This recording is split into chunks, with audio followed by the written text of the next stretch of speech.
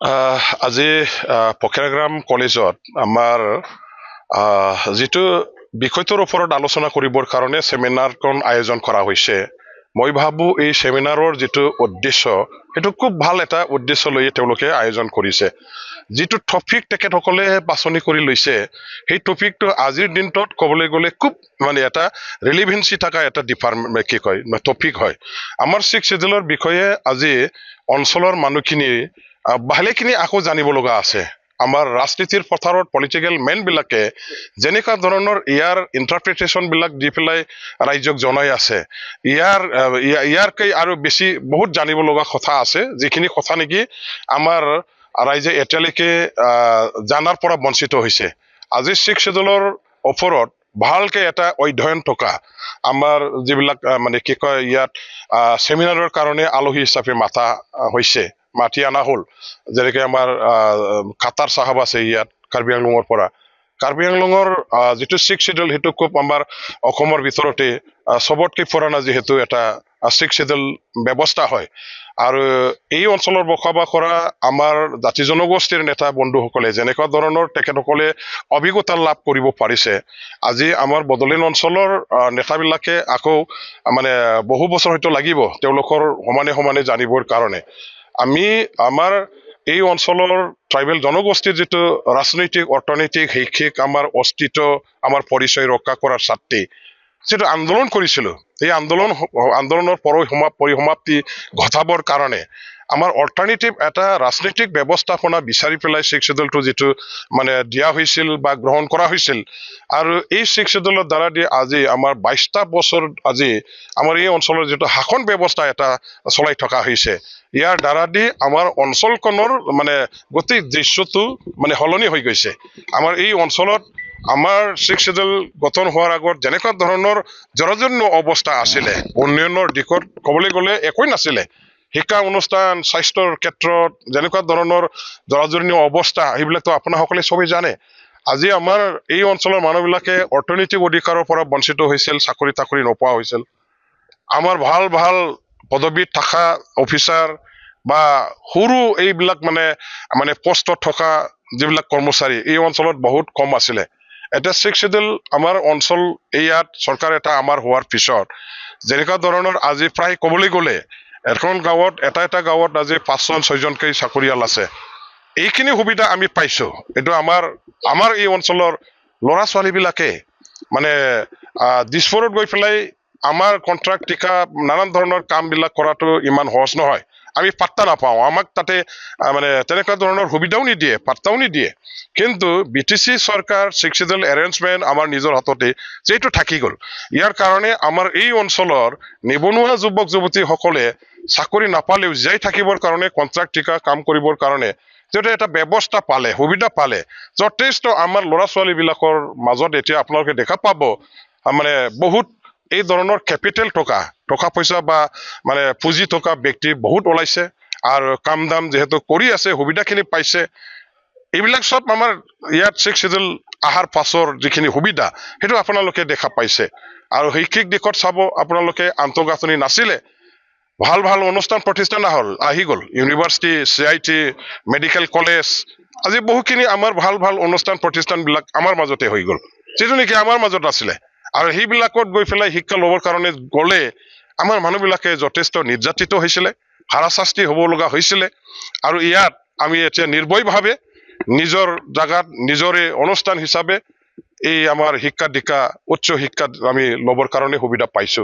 এইবিলাক এতিয়া six schedule আমাৰ কাৰণে, এই অঞ্চলৰ ৰাইজৰ কাৰণে, প্ৰত্যেকটো জাতি জনগোষ্ঠীৰ কাৰণে এটা গ্ৰহণযোগ্যতা থকা এটা বেষ্ট এটা এৰেঞ্জমেণ্ট হিচাপে যিহেতু আমি পাইছো, আজি ইয়াৰ বিষয়ে আকৌ আমি ভালকে জানিব লাগিব। আৰু ইয়াত কিবা যদি আমাৰ ছিক্স চিডিউলটো ষ্ট্ৰেংথেন কৰিবৰ কাৰণে, ছিক্স চিডিউলৰ প্ৰটেকশ্যনৰ কাৰণে আমি যদি আকৌ ব্যৱস্থা ল'ব লাগে, আমি টাইম টু টাইম এই ধৰণৰ এটা ক'ত লেখনা আছে, ক'ত আমাৰ সুৰুঙা আছে, ক'ত আকৌ আমাৰ ঠিক হৈছে হোৱা নাই, সেইবিলাক আমি আৱিষ্কাৰ কৰিবৰ কাৰণে প্ৰয়োজন আছে। আৰু চেমিনাৰ পাতাৰ দ্বাৰা দি সেইবিলাক গোটেইখিনি ওলাই পৰিব। আৰু সেইটো আমি বিচাৰো বাহিৰৰ পৰা এক্সপাৰ্ট বিলাকে আহি যেনেকুৱা ধৰণৰ ইহঁতে দেখুৱাই দিব, আমাক যেনেকুৱা ধৰণৰ মানে সুবিধাখিনি মানে কৰিবৰ কাৰণে ৰাস্তা উলিয়াই দিব, সেইখিনি আমি ফল' কৰি কাম কৰি যাম। আমি চবৰে সহায় বিচাৰিম, চবৰে সহযোগিতা আমি বিচাৰিম। পখৰা গ্ৰামৰ চায়েন্স কলেজটো অতিকেই দৰকাৰী এটা মানে বিষয়, আৰু এই চায়েন্স ষ্ট্ৰীমৰ ইয়াত খুলিবৰ কাৰণে মই অসম বিধানসভাৰ মজিয়াত কেইবাবাৰ উত্থাপন কৰিছো, আলোচনাও কৰিছো, মুখ্যমন্ত্ৰীৰ লগতো কৰিছো, শিক্ষামন্ত্ৰী ডাঙৰীয়াৰ লগতো আলোচনা কৰিছো, কিন্তু আজিলৈকে পূৰণ হোৱা নাই। সময়ত নিশ্চয় পূৰণ হ'ব। বহুখিনি কথা আছে, বহুখিনি সমস্যা আছে। এই সমস্যাবিলাকৰ সমাধানৰ কাৰণে নিশ্চয় চৰকাৰে আজিলৈকে তেনেকুৱা ধৰণৰ এটা সুবিধা পোৱা নাই। তেখেতসকলৰ ফালৰ পৰাও ইয়াত চায়েন্স ষ্ট্ৰীমটো ইন্ট্ৰডিউচ কৰিবৰ কাৰণে বাৰে বাৰে প্ৰতিশ্ৰুতি প্ৰদান কৰিছে, মুখ্যমন্ত্ৰীয়েও ৰাজহুৱাভাৱে ঘোষণা কৰিছে, আৰু কিন্তু বাস্তৱত আজিলৈকে মানে সেইটো পূৰণ কৰিব পৰা নাই। কিন্তু মই ভাবো যিহেতু এইটো এটা চৰকাৰৰ মুৰব্বীৰ প্ৰতিশ্ৰুতি আৰু অসম বিধানসভাত বাৰে বাৰে চৰ্চিত হোৱা এটা বিষয়, সেই হিচাপে এতিয়া পখৰা গ্ৰামৰ চায়েন্স ষ্ট্ৰীম ইন্ট্ৰডাকশ্যনৰ বিষয়টো মই ভাবো পলম হ'ব পাৰে, কিন্তু এদিন হলেও ইয়াত পূৰণ হ'ব, ইন্ট্ৰডাকশ্যন হ'ব।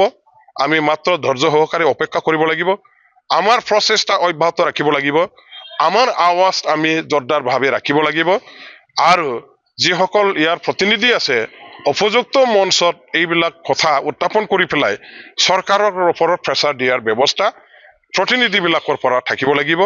ময়ো এতিয়া যিহেতু এডুকেশ্যন বিভাগক মানে চম্ভালিছো BTCত, গতিকে মোৰ ফালৰ পৰা মই এতিয়া আনুষ্ঠানিকভাৱে অসম চৰকাৰৰ তাতে চিফ মিনিষ্টাৰ ডাঙৰীয়াৰ ওচৰতে হওক বা আমাৰ শিক্ষামন্ত্ৰী ডাঙৰীয়াৰ ওচৰতে হওক এটা গভৰ্ণমেণ্ট সিদ্ধান্ত হিচাপে, BTC গভৰ্ণমেণ্টৰ এটা সিদ্ধান্ত হিচাপে এটা প্ৰপ'জাল মই পঠিয়াই দিম, সোনকালে যাতে ইয়াত চায়েন্স ষ্ট্ৰীমটো ইন্ট্ৰডিউচ কৰা হয়।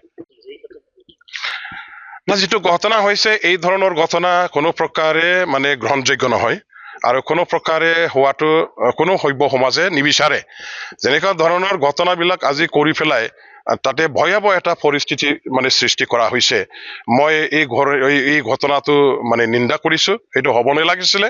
আমাৰ মাজত যিহেতু আমি মানে কমিউনিকেশ্যন কৰিব পাৰো, আলাপ আলোচনা কৰাৰ দ্বাৰা দি আমাৰ মাজত এইবিলাক দ্বন্দ্ব সংঘাত, আমাৰ মাজত ভুল বুজাবুজি, সেইবিলাক নিৰাময় কৰিবৰ কাৰণে আমি মানে নিষ্পত্তি কৰিবৰ কাৰণে নিশ্চয় আলোচনাৰ পন্থাত আমি অংশগ্ৰহণ কৰিব লাগিব।